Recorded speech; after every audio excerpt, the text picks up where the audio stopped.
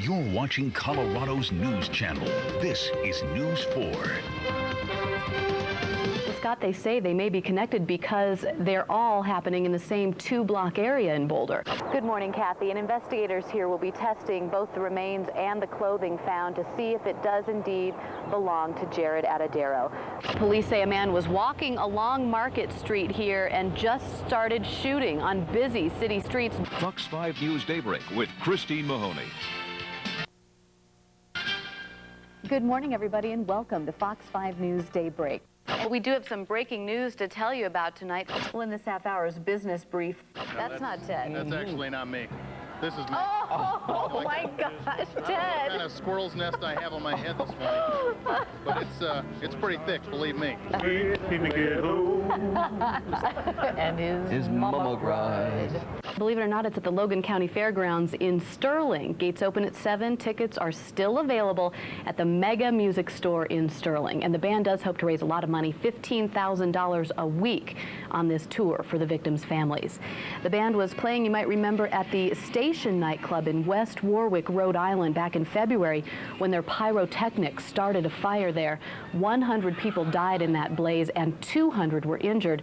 The band's guitarist, Ty Longley, was among those killed. Club's owner said they never gave the band permission to use the pyrotechnics, but the band says its managers made all the arrangements, and as far as they knew, everything had been cleared in advance. Of course, they're now being sued by several relatives of those killed in the fire. Great White says it won't be using any pyrotechnics on this tour. Well, Tom, they found part of a skull and a tooth, and they're going to be further investigating that to determine if the remains are Jared's. They have determined that they are the remains of a small child. Just need to see now who they may belong to. The remains were found yesterday about 150 feet from the trail where Jared's clothing was found earlier last week. The skull, part of it, was found under a log and the tooth atop the same log. The boy's father, Alan Atadero, helped in the search and says he did feel some relief. Oh, I was happy for everyone that we found something. Investigators are also quite hopeful that tests will determine how Jared died. At this point, they believe it was because of a mountain lion attack. They say there's just no way a 3-year-old boy could have climbed up such a steep embankment as to where the clothing was found. Reporting live in Lakewood, I'm Christine Mahoney, News 4. This is really the first time we've seen Zane Floyd show any emotion on what's probably the last day of his trial. And we want to warn people before we show you this video, some of our viewers might find this disturbing. But in court today, an expert from the coroner's office showed the jury autopsy photos of the victims. 4 Albertsons employees died on June 3rd, 1999, when Floyd ran through the store with a shotgun.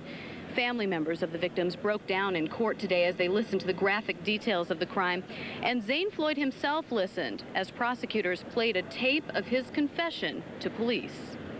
Why did I kill people? Jurors also got a chance to look at the gun that Floyd purchased from a local gun shop about 4 months before the shooting.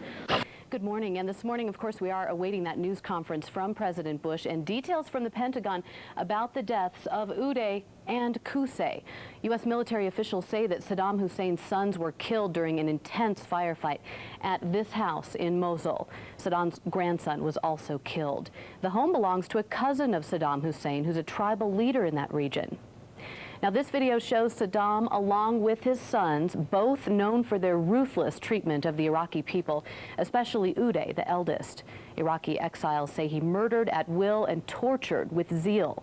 News 4's Middle East analyst says their deaths may encourage Iraqis to come forward with more information about Saddam's whereabouts. Absolutely, because now there is more of an incentive to give the last card, which is Saddam Hussein. Now, the bodies of Uday and Qusay have been taken to Baghdad International Airport and will be flown out of the country.